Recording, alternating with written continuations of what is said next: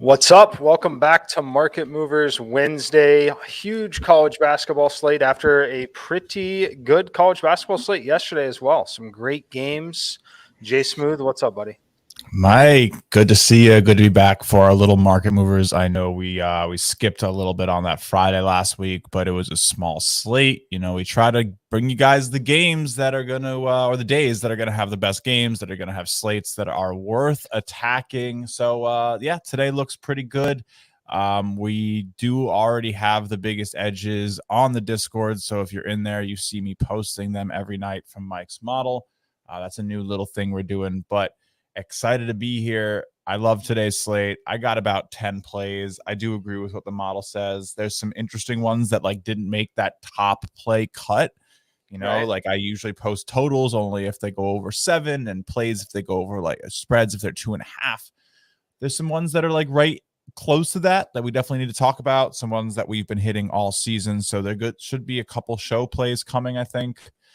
But let's get down to business. Let me make sure that everything looks good on my end before I share the screen. I think it was about to come in a little too small, but cool. Let's do it. Let's start with the big games. Well, first of all, make sure that people are in. I just did send the tweet. Yep. There's a lot going on today, man. I mean, I know we're both looking into this NFL all day marketplace launching. There's a million and one things going on, but no, let's jump into it. First game. I think we're going to have lots of opinions about this game. I know whether it's you and I or just viewers in general. I think this is a game everyone wants to talk about. It's one of our favorite teams to talk about. Providence, Xavier. I like Xavier here. I'm just going to say it. The simulations like it as well. I have a -1.5. The market has them +1. They were +2 for a very brief moment in time. Yeah, we've talked about it. This Providence team has been largely overrated for most of the season.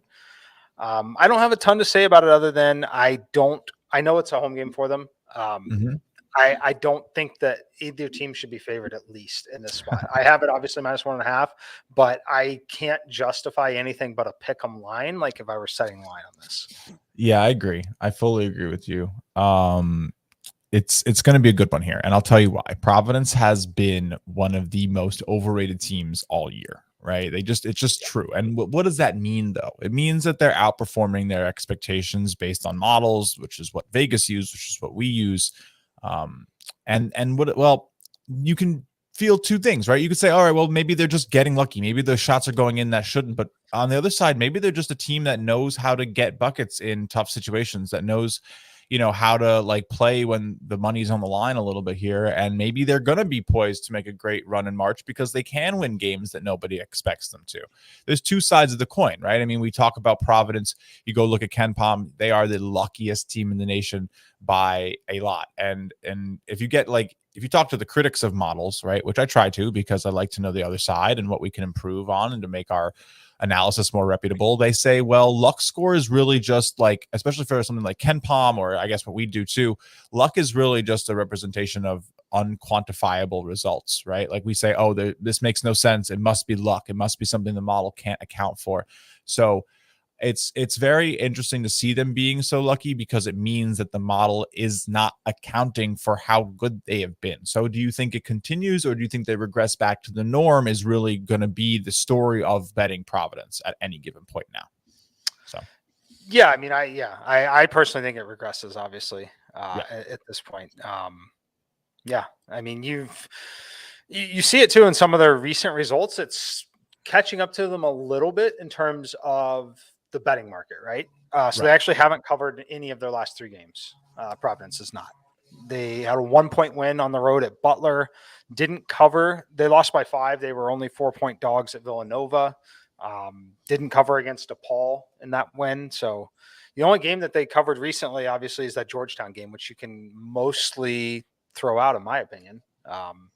They didn't even cover that Marquette game. Yeah. They have not really been able to cover the number, but they're still winning games. So I don't know. Do we see a 1-point win in their future? Is the market going to basically nail it on the head? I wouldn't be shocked today. I really wouldn't be shocked to see a 1-point win here for Providence. Xavier gets the cover. Providence gets the home win, continues their storied, impressive season of being a top 50 team, getting a top 10 type of feel for their wins. But I don't know. They're going to be an interesting team come tournament time, especially neutral court. They've been able to do it on the road, but that might end. And I apologize for the light situation here. I don't know if you're watching my screen, but my the wind is just completely blowing my shades around. So that's kind of fun. It's really nice out today, though. It's like 60 degrees in New York. I'm going to go walk around after this. It's sunny. We just got our apartment lease approved. So moving is official. March 1st as we get the keys. So got to I did not plan it well having to move during tournament time, but that's going to be fun. Another thing I want to hit on before we move on this game, Durham is still questionable for Providence. He did not play in the Butler game. Mm-hmm. I tend to think that he's either severely limited or not going to play. We saw some speculation that he might, which is when I think we saw the betting market at -2. It has since moved back to -1. Some of that could be also due to models like mine and others that also tend to be on the Xavier side and that have overrated, or basically saying that Providence has been overrated all day, all week, all season. Mm-hmm. But just note that we don't have full confirmation on Durham, but he did not play in the Butler game, and I am skeptical as to whether he plays tonight. I think it's something that's definitely to watch. So if you're going to bet this game, maybe hold off. I don't see it moving too much. There's a lot of volume. I'm sure the line's pretty comfortable at this point. The books are probably pretty comfortable. I'm not hammering. Well, it's getting hammered without me, dude. I mean, I'd love to be out there doing it. I'm really excited. We're going to be doing basically after I finish this, I'm going to be doing some content on that. So Moment Ranks is definitely pumping out some cool stuff, and we might have a cool giveaway coming up soon. Maybe I announce that here in a little bit. I don't know. Maybe a rare, maybe maybe. We'll see. Maybe. I got some cool stuff coming though with that. And who doesn't love the NFL? So, but next game, we could spend all day talking about Providence and Xavier. Clemson, Wake Forest didn't really give me much. I don't want to sit here and talk about Wake Forest has been a great story this year. But Clemson hasn't been playing badly. Elias, with your favorite question, Mike, why don't you take that one? Yeah, definitely. Elias, I would definitely play live on both sides. The issue with it is it's not big enough pregame to get into a position that I can really make a lot of money. Doesn't mean it won't be. So what you're hoping for, it happened a little bit last night with the Villanova game. Frankly, I had them obviously in the donkey parlay, but what you're looking for there and what we're looking for here, Providence is the home team in this game. So if you're wanting to bet it live, you're hoping typically home teams start relatively well on their home floor. What you're looking for here is they're the 1 to 1.5 to 2 point favorite. You're looking for like a 7-0 run start of the game kind of thing where they're up, 2 to 3 possessions early in the game. At that point, the Xavier money line will flip to plus 140-ish, roughly plus 130 in some spots.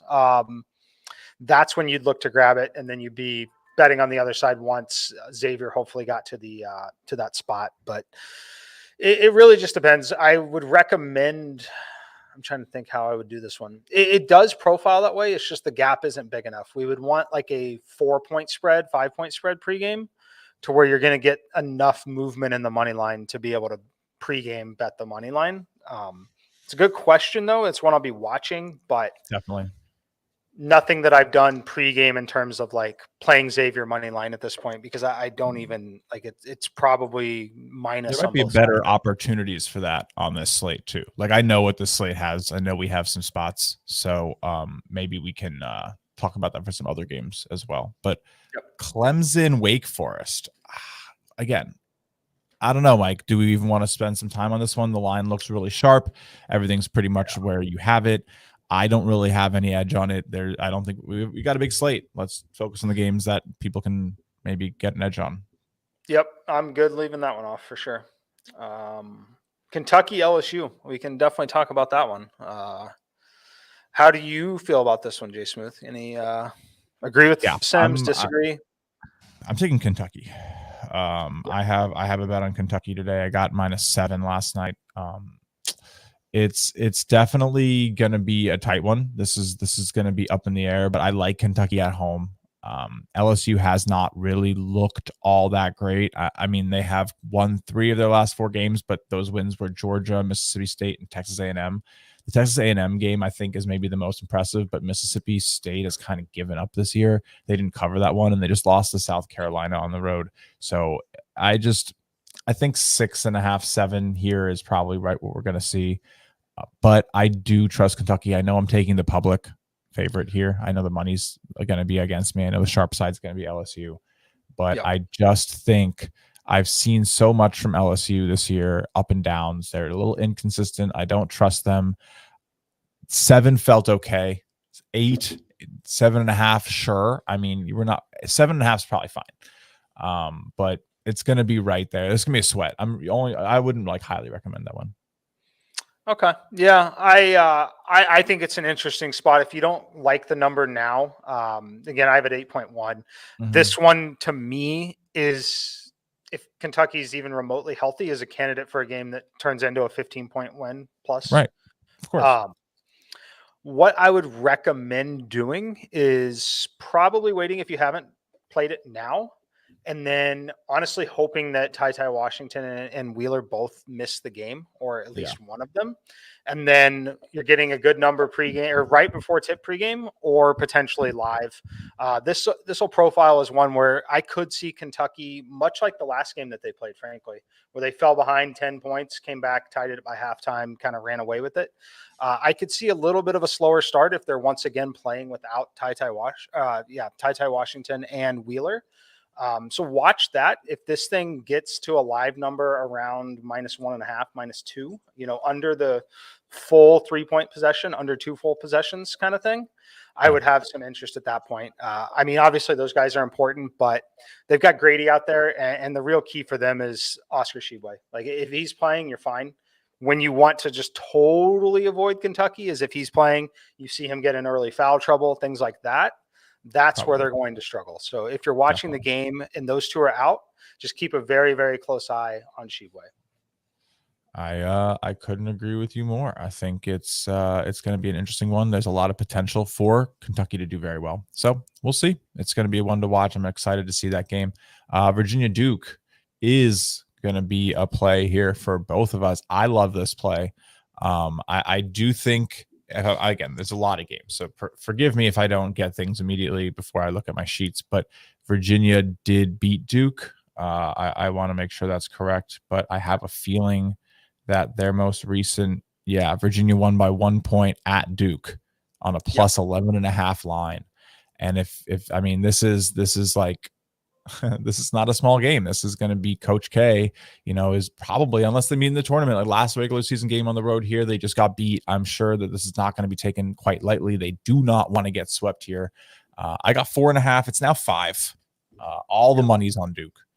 And this one's for you out here, Ryan. So you can watch this one, but we both got 4.5 last night. I mean, I think it's probably the right play. Yeah, I think it's the right play. 5 is okay still. Definitely get it before it goes to 5.5 if you're wanting to play this game. Yeah, Duke, I'm trying to remember what was going on with Duke in that loss, but definitely a spot where I can tell you about it. It was early February. The money line, basically, Duke was winning most of the way. Virginia stole it late. Duke shot. Virginia shot 2 of 12 from 3 and still beat Duke. They shot 47 from the floor. They got 65 shots off to 52 for Duke, which is just crazy. They only turned the ball over 5 times is probably why. Kept it very clean. They had 10 steals, just extra points. Rebounds were pretty close. I just think that's probably a bad statistical performance from Duke, and they probably get it together here a little bit more and bring the heat on the road. So I don't think that they're going to get phased by home crowd. So I think you can pretty seriously take this thinking it should come in around 6 or 7 is probably where I'm putting it. Most likely finish. Yeah. Yeah. I mean, obviously I agree. The simulation of 7.6. This is not a bad parlay option. Yeah. I do think both teams win. I'd rather take other things than UK. There's going to be better teams that have spreads that should be bigger as favorites that you can take as a value money line in a parlay. So, but Duke definitely Duke has value on that money line. Usually get right when the model says that it should be bigger on the spread, that means it should be bigger on the money line too. So, you could definitely consider Duke as a valuable money line here tonight for a parlay. If you're trying to make like a small one that could actually has a statistical reason that you should play it, right? We can talk about that at the end of the show because it's something kind of interesting. But all right, St. John Creighton. I mean, this is quite the trip for Creighton to make to Carnesecca Arena here in Queens. Just literally, I couldn't throw a rock, but you know what I'm talking about. I could drive here in 20 minutes, not even go check out this game. Probably a fun date idea, but I don't know. I don't know how I'd be pitching. Hey, you want to go to Queens tonight? But I'm joking. But I do want to go check out a game at Carnesecca. It actually seems like a lot of fun. This would be a cool one to go to because how is an Omaha team gonna handle coming all this way and playing this game in a pretty big game? I don't know. I still find it funny that there's some Midwestern teams in the Big East, but whatever. Yep. This one is interesting because they've obviously already played each other, I believe. Right. Mm-hmm. And it was a massive win for Creighton, if I can remember that correctly. I'm trying to find it right now, but I'm pretty sure that I got you. It was a 87-64 win, January 19th. Creighton was -3.5 at home. They handed -3.5 at home, won this by 23 points. They've won all their last 3 meetings against St. John's by double digits. Yep. Having said every that, time they beat St. John's, they beat them bad. I like St. John's a little bit here. I know that the model doesn't. The model likes Creighton. It has a lean on Creighton at +5. I have them -3.6. It's important to note that we obviously use a large sample size, at least I do when I'm running the simulations, use a very large sample size of data. We obviously do use recent data, but the recent run that the St. John's team is on, and especially in terms of their offensive efficiency in some of these games against pretty decent teams. Like you go look at their schedule, they've played in absolute, I mean, it's a product of the conference that they're in here, but they played a brutal stretch of games. Their last games, they played Butler, Xavier, Connecticut, Villanova, Butler, Georgetown, Providence, Villanova. Like those are all, and then 2 games back to back against Seton Hall. That's what they played in the exact last month of their season. And they have put up over 80 points 6 times in that stretch. Yeah. They are very legit offensively. They get the home court advantage here. What I'm trying to say is the simulation, I would have to go in and really make some harder manual manipulation to really give them a ton of credit for what they've just played through in the last month. If I were to do that, I'm guessing that this number would be closer to the 5 that the market has. So I'm just saying that maybe proceed with caution if you liked Creighton personally. Like I said, 3.6 is my number. It's at 5. I haven't played it. I'm not going to play it because I do still lean with St. John's in my head. Yeah, this was a pass for me. I think this is a great game to watch, but there's a lot of variance here. How have these teams been doing on rest? It's been a little bit of a gauntlet, right? They're playing a game every 3 days right now. They have been for a while. St. John's actually had a game had a 2-day rest and now a 3-day rest going in. Oh, they actually have a long rest. So St. John's is really rested. They haven't played since the 18th. So that's another very interesting factor here to consider. They might be fresh while Creighton's been playing. So is that even correct, or is that just my app being stupid? It does look like they lost played the 18th game, right? So yeah, they're very well rested. They're 7-5 against the spread when they've been 4 days or more rest. Nah, that's just I don't know. And it's interesting what you talked about with the recent data can sometimes just be handled as noise by models, right? And you really need to like go in there and sometimes tell a model, hey, let's weight this recent data a little bit more than normal because it actually might be significant. Like it's hard. You normally train models to say, hey, like that recent run might not mean a lot, and you're actually probably better fading the market's reaction because it's most likely to regress. But this, I don't know.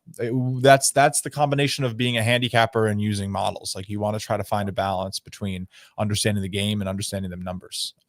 Kind of fun. And recognizing when you maybe should just stay away. For example, right here, which is most games. Yeah, you should stay away from like 80% of games at least on a given slate. I sometimes suffer and I go to like 70, but and I usually lose on those days. But I try to keep it around like 16-15% of games I get a bet on. Just as Rutgers, Michigan. Let's hit this one. We know Rutgers has been dominant at home. They're on the road. Michigan without the coach. We've talked about this a lot. This is a really interesting one. I'm staying pretty far away here. I don't really, man. I don't even know what to make of this. Does Michigan come out kind of angry after their coach getting kind of sidelined here, right, for the year they put him on the bench? I tell you, when I look at this game, I was absolutely thrilled when I saw what my simulation came out to when I looked at the market. And you know why? Why? Because it's too close to have a play on it, which means I don't have to worry about it. That is my favorite thing about this game, because Rutgers been on a ridiculous run. Now they're on the road. Michigan, obviously, without the coach. I'm happy that the simulation didn't put me in a position where I was going to be forced to make a play on that game. I can very comfortably skip it. I will watch it just because parts of it, just because it's interesting and it's good entertainment. But I can't make a play here. I can't recommend it. I want to pretend that I could tell you that the coaching staff is worth 3/4 of a point to a point here. I have no clue in this environment, in this emotional environment here. I have no clue what it's worth, and I'm happy to skip this game. Me too. All right. West Virginia, Iowa State. Also kind of feel that way here. Iowa State's been a good home team. But how do we feel about them here against taking West Virginia at home? I mean, you have them winning by 6, but this is not going to be easy. I definitely do think home teams in conference games get a nice edge at the end of the year, just because teams are tired. It's harder to win at the end of the year. It's harder to travel. You have a point. I don't think it's worth anything though. No, I can't get there.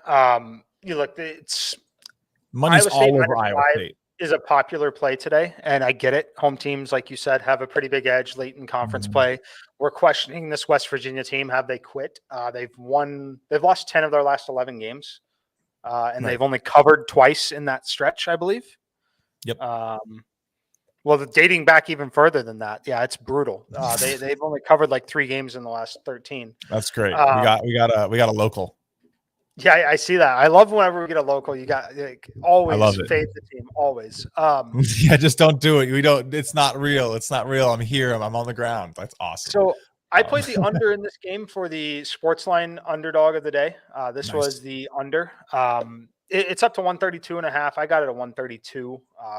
Part of the problem with giving an under early in the day, the numbers typically still move up, but I have this one at 127.7. Both of these teams are their strengths are their defense, which some of it is a product simply of just the pace of play, but their offensive efficiency is not great. I like the under here at this point, especially with the team that has kind of quit. I know that can lead to points being run up on the other side, but still Big 12 conference game. I expect them to be a little slower, a little more controlled. And I like the under here. That's the only thing I can get to, though. All right. I think that's fair. I'll let you play it. Sportsline underdog of the day. Should be a good one. I don't know. I feel a little weird about the game. I'm leaving it alone. Minnesota, Wisconsin, though.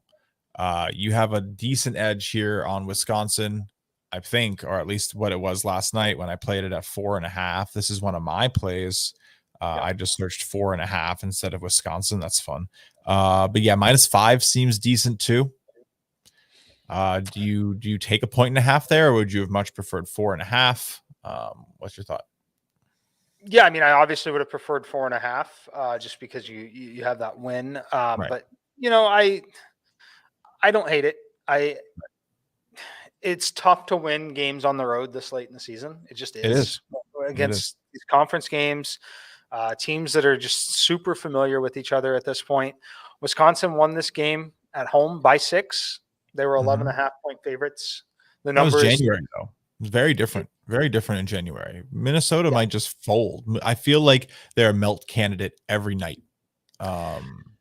Yeah, and the thing that you need to look at when you look at Minnesota, just even recently, they're a team that at times can struggle to get to 50 points. Yeah. I mean, you saw it against Penn State and Ohio State back to back. They scored 45 and 46. Yeah. Anytime you see that, I'm definitely going to lean the other way. If I have a model edge on it, I'm very comfortable leaning into those leans when you've seen teams like that routinely struggle to get to 50 points. I couldn't agree with you more. Their line today is 65, which might be a nice underplay. Yeah. Honestly. I mean, yeah, they are at home, obviously, but right. Yeah. 65. It's a strong lean for me. I'll say that. It's a strong lean. I think they probably come in under that. I think Wisconsin can do it on the defensive end, and again, I think they're a lid on the basket in the last 8 minutes for Minnesota just would not shock me. I feel like I've seen that happen with them a million times. All right, Georgia Tech, Virginia Tech. I skipped this one. It really didn't have much of any. I want to check the number on this one. Virginia Tech is a team that the models just like always wants to play the under on. Let me see where the number is. I have no clue where it's at. Yeah, it's 132. Okay. Yeah, I'm right at 131.5. I don't think you had anything. The market seems to have kind of caught up to them on the they were a team routinely early in midseason where their totals would be in the 140s. Right. And the market's obviously caught up to it. So yeah, we can easily talking one that the market is not up on. We're still coming in under the radar with UMass. We still are getting 140, 142 point lines on this team that has a threat to be a 155 point game every time they step out on the court. This is this is one of our favorites. This is a market movers special. The UMass over is 15-8-1 this season.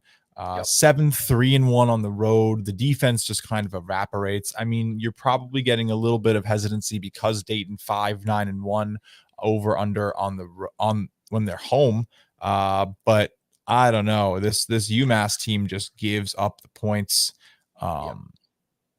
So at this point, I'm curious. I want to play the over on it just because I'm going to ride it until it continues to stop because it's been incredibly profitable for us. 140 isn't that crazy. 140 isn't that crazy. Like 65, like not 65, but like 72 to 68 or something. That's not hard for these teams. Dayton can definitely run it up. Yeah, and I think this is an interesting spot for the Dayton team total. Also, if you're not quite comfortable on the Massachusetts side. UMass, I mean, we're talking bottom, we're like 300th in terms of defensive efficiency. And they want to play with pace, more pace than Dayton. But when Dayton's a better team, they're going to be fine playing with pace, having some fun, running it up at home a little bit. So you have a 4.5 point edge on that team total. Right. That's what I was saying, which makes sense. It's where it's coming from. Where the total's coming from in the mass games is coming from their lack of defensive efficiency. So it's typically going – I mean, they're fine offensively for the level of team that they are, but the reason why the model comes up with over is just because of that poor defensive efficiency, and they're typically – So the idea is like – people are better. Yeah, I think Dayton here is probably that's probably the right way to do it. That might be the better market movers pick. I think they're both good. I'll probably play both, honestly. And we could probably split the pick into both of them and watch both of them so that we can both put like 0.1 on each or something is probably how we'll do it. Fair. Rather than, because normally we do picks here around 2 units compared to like our official plays. But yeah, no, I think this is a really nice spot for them to get some points. Definitely, UMass has just been allowing points. This is going to be a lot still, but Bonaventure got 83.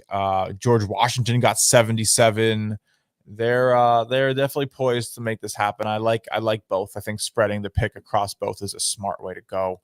UMass could definitely kind of falter and cost the over. So so team total over 76 and the full game over 140 are the half plays for market movers to make one full play. That's our first I've one. got it 139.5 on FanDuel, by the way, which gives me nice. the full. Yeah, I was looking consensus.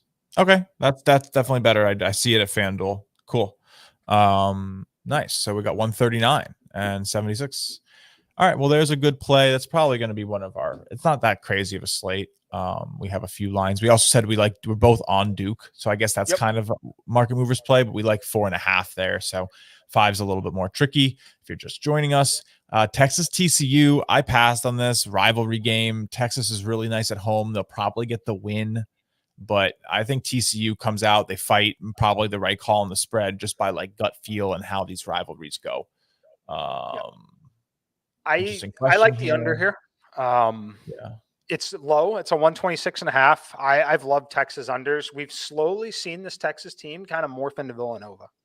It's just like decent, solid defense. Not a rivalry for Texas. I love it. It's a rivalry. It's not really a rivalry game for Texas. No. But TCU takes it seriously, right? It's an in-state. It's just an in-state battle. And that's more what I should have said. But yeah. We've seen this Texas team, though. They grind out these games. They slow it down drastically in the second half. They play with one of the slowest paces, much like Villanova, in the entire country, 300 and I believe close to 340th in terms of pace of play. Really good defensive efficiency. I've liked their unders. They've been kind of like we hit San Diego State unders all the time. Very similar with Texas. When they get to these conference type games, I like their unders, especially when they're the team that's not necessarily the underdog in the game, whether it's like neutral or favorite game script for them. I really love their ability to slow it down, grind the clock out. So I like it. It's a very low number. It's very uncomfortable. It's in college basketball still. It's not hard to go over 126.5 points. Like it's just not. This team is very capable of doing it. So I get that it's very uncomfortable, but I do think that this number should be closer to 122. Yeah, that's what the line was last time, and they went over it.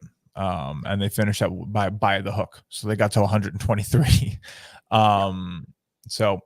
Yeah, I don't know. What do you think about this first half trend for Texas being quicker to move the ball, get their lead, and then parking the bus? I mean, that's essentially what they do. I'm not gonna. If I was gonna play something, it would still be the full game on this one on the total. But on the total, okay, it's a lean for me on the under. Yeah. Okay. I mean, it could be an interesting live total if they run it up fast they get their lead. And once they get comfortable knowing that they might just lock it down and slow it up, that might be the best way to play it. So but you don't want to wait until halftime to bet that. What you want to do, if you see that they're comfortably in control, and they may only be up 4 points at this point, but if you can see that they are in control clearly and going to pull away, where they tend to pull away, teams like them too, is in the final 3.5 to 4 minutes of the first half as well. They really close well. That's when you want to start attacking some of those live lines. Yep. When those things start to happen that the models can't predict. So, but yeah, I need to go retweet a tweet for work. Isn't that a fun thing, Mike? That part of my job is retweeting things. We're giving away a rare Kyler Murray NFL moment. So I just retweeted that. And apparently we have almost 100 retweets in a minute. So that's going to be a fun little competition. But yeah, people like the NFL. But anyway, back to some college basketball. That's an interesting play. I definitely think that's the right way to look at it. I'm not going to bet the game. I'm also not going to bet UCF Cincy. We're kind of getting into these games here where it's a little on it. Like we're not going to touch on another team. Cincy's another team, kind of like Virginia Tech. We typically find a small lean or model edge on unders at this point.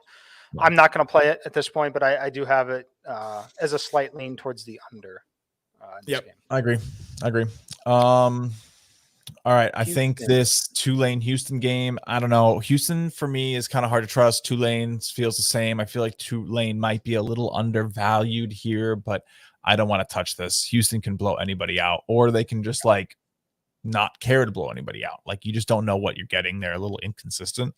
I understand taking the side. I see Sean in the chat saying he likes it. Nine's not a bad number. They definitely have a nice potential to do it, but I think Tulane can probably make some shots and keep this within double digits, and they might just try to do something like that and keep it closer than a huge blowout. And is Houston would like really have to run it up, because I don't know if it's like late and they're up 12, if they're going to care to not lose by 8, you know, right. You know, so I don't know. 3 possessions is tough. Asking for 9 is just a pretty interesting thing. But yeah. All right. Now we get into I do like the South Carolina team today. I am taking the 2 points here as a bet for me. It's in my channel on your Discord. I don't the number edge. Who knows? I mean, slowly taking it over. But no, the South Carolina game here is interesting because Mississippi State, I don't think they care. Honestly, I think they're done. I think they've gone to crap, kind of, to put it in. There's no other like better word right now. I'm going to take the points at home for South Carolina. It seems like it's the right way to do it. It just really does.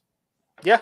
I mean, my head leans there. The computer doesn't support it for obvious reasons. It's hard to quantify when the team has truly quit on the Mississippi State side. But yeah. Getting some requests for Syracuse, Notre Dame. I'm guessing we'll get there. We can go ahead and skip a few. You want to scroll down a little? Yeah. Let's get a little scrolly. I'll let you know if I see. There it is. There's Syracuse right under VMI. We can talk about both of those games if you'd like. Yeah, we definitely should touch on VMI. I know you like them. I like them a lot. Apparently the number's ballooning. It's like 2.5 now. 2.5, they're favored? Or no, underdog? they're underdogs now by 2.5. Oh, love it. Okay, I didn't know if it had flipped. I love it. No, the market's fading us. We're both on it. I might retouch it at 2.5. If I can get 3, I am definitely taking another play at 3. I literally might put, another play on it. I only have 0.2, so going up to 0.4 is not anything crazy. Right. So I'm not like talking about putting a whole second unit. I'm talking about putting a whole fifth of a unit extra. So yeah, I really like VMI here. They are an offensive powerhouse, man. I don't know if Wofford can run with it. I think they're going to surprise them. I think shooting translates usually. So yeah, very exciting to see this. Cade was talking about it earlier. This, and I also am on Fordham. We'll talk about that. Fordham's 2.5. I played 3.5. If lines are moving one way and you want to watch them, do it. The only risk is that you maybe you put I sometimes put a portion of my play now and then leave a portion of it to play later, because if it does get bought back, like then I didn't get a good number when I had the opportunity to. So yeah, but Syracuse, interesting one there. I don't know what you think, Mike. I know you love their offense. You always kind of are cool with them. I mean, that's probably why the model has a 1.5 edge here. I'm okay. I'm okay on this one. I think this is one of these games that I'm passing on happily. Any thoughts? Yeah. Look, I like the Syracuse team offensively, like you said.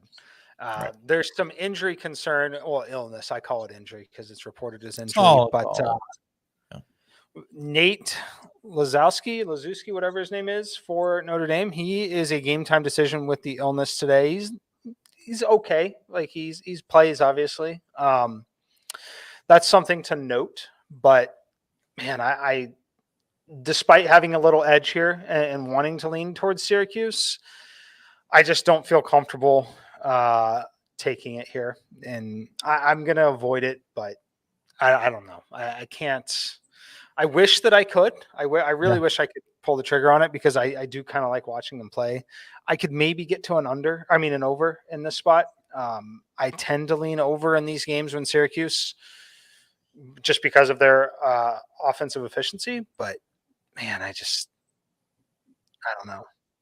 Yeah, this is a tough one. This is a tough one. Like, I think the reason why I'm leaning over and the sim leans over is because, again, it's their offensive efficiency is fine, but their defense is terrible. And the defense is designed to make them shoot threes. And we know this Notre Dame team, like, yeah, I don't know. Yeah. Look.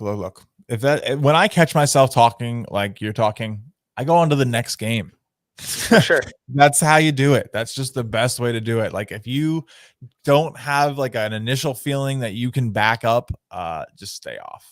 I mean, sometimes it's good to be able to see both sides of a bet.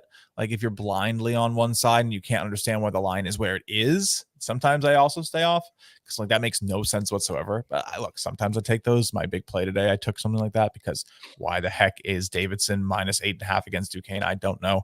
I will happily eat my words if Duquesne shows up. They have not shown up in a long time. I've won like 4 bets against them. We're going to keep rolling. That's my big play of the day. But yeah, no, I'm not touching this one. Nothing really else. I know your model has an interesting look at this Colorado State Wyoming game. I think it's 6, so like 2.5 technically could warrant a play on Wyoming. I passed on it. I did not consider it a play here. I did not consider it a market movers play. This is going to be a tough game here for Wyoming. Colorado State is going to come out and try to get this one done. I think they do have what it takes, especially at home. 6.5, it's gone up. So you actually have it's close. But when we see something like that as a road team, what I'm likely to do, especially it's a little later in the evening game, it's not one of the earliest games. Mm-hmm. What I'm likely to do here is kind of watch the first 5-6 minutes of the game. Again, home team, Colorado State, like, it's not unreasonable to think that they have a 6-0 run at the start of this game, and all of a sudden we're getting plus 10. A little more interested at that point. So yeah, that's where I'm at on it. Model likes it a little bit now at this point. So if you like Wyoming or have a reason to like them, I don't hate you playing it at 6.5, but I personally have that opportunity if they start slow too. Yeah. Yeah, for sure. All right. I haven't even looked at some of these games. I don't think Mercer Citadel, I passed on. I mean, I saw the oversweat, and honestly, like, we got away with that one. So I'm not going to take it here. It probably hits, but no, I'm staying off Mercer. I'm staying off Citadel. I had a good feeling last time. I don't have that same feeling today. I just don't. Right. So yeah, I'm leaving it alone. NC State, Boston College. I don't think I might have taken this. Let me check my place. Sometimes I don't even know, man. I bet so many dang games. Let me look. Yeah, no. I did not take this. I almost did, but I did not. This one was close to an overplay for me. Yeah. I don't know. There's a lot more in the slate so far, but what I've had that I've shared is, so I like SC. Like I said, Davidson's my big play on Sportsline, which I'm not going to talk too much more about. You can go see my reasoning. I really like the VMI play. I have Duke on my list. I have Kentucky on my list. I have Wisconsin minus 4.5 on my list, and there's a few more left. So I'll definitely want to get to those. One of them is this Fordham play. I don't know. I got 3.5. It's 2.5 now, Mike. So would you back me up at 2.5 here? Yeah, 2.5. I like it. It's obviously under the full possession at 3. So yeah, it's a pretty key number, pretty key spot. I'm seeing 3.5 still, but let me see what the actual sportsbook are listing. Oh, I can't bet it on actual sportsbooks. That's why it's not showing me any movement, because I have to actually go check out what my bookie's offering, because it's a New York team. You can't bet college sports in the United States. How fun. Is it because like we're going to go talk to the kids and ask them if they're going to play well tonight because they live near us? I don't know. Yeah, I have 3.5 still. So if you have 2.5, jump on that for sure. Yeah, if you have 2.5, it's much more appealing to me. That's a nice line, man. Getting under 3 is so important. I like this because I do trust the Fordham students to come out. It is a gorgeous afternoon here in New York. People are going to go to the game. It does not feel like February 23rd. It feels like it is May 1st.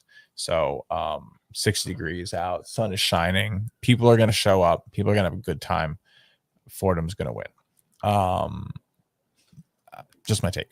Anyway, I put my money where my mouth is. I always do. I'm a little too guilty of that sometimes.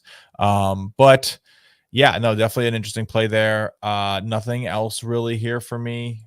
Again, all these numbers are available on the Discord every single day around like 11 p.m. usually. I then post the best edges if you want in the market movers chat, or of course you can go and see how it goes anyway. Now some games are apparently cut off, so that gives us a little bit of an excuse to not cover every single one. But yeah, there's definitely games that are not in the screenshot. Yeah, for sure. No. But all right, some of the games that I do like that didn't make the screenshot, I don't think. I do like ULL, Louisiana Lafayette here against Georgia Southern. Plus 1.5. I got it last night. It's already down to like almost a money line. So that's a play I'm on. Another play that I'm on today is going to be VCU -6 against George Mason, which is here. You have 6.9. It's an interesting one here. I trust this VCU team. Their style is just, they can shut down anybody at any given moment. Your team can just not score for 5 minutes because of their defense. And I like that, especially late in games at home. They have shown that they are good. And I think that's it. I think I touched on every other play. They are in my Discord channel. I do have one play on the sports line, which is my official play of the night. Excited to see if Duquesne can show up on their own floor. I don't think they do. And then we have 2 market movers plays, right? So we're going to do Duke -4.5 or -5. And we're also going to do a split play with the UMass total over 39.5 and the Dayton team total over 76. So 0.2 on the first one, which is Duke, and then 0.1 on this 2 plays for UMass game. But yeah, that should be pretty good. It's a good hour. It's going to be a good day. I got a lot of action. I'm coming off a hot night, 9-1-1 yesterday in the Discord. So if you don't follow me there and you aren't a part of that, I'm just busy right now, unfortunately. So I don't have time to post everything on Twitter and so. I'm going to create a little donkey. I'll drop it on Discord because it's going to be a multi-sport donkey for today. I love when Mike hits a donkey because you have you have the funds to keep rolling them now, so you're gonna go have some fun with it.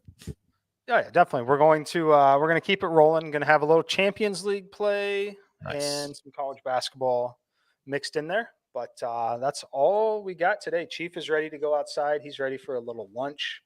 Nice, me too. So we will see you guys on Friday. All right.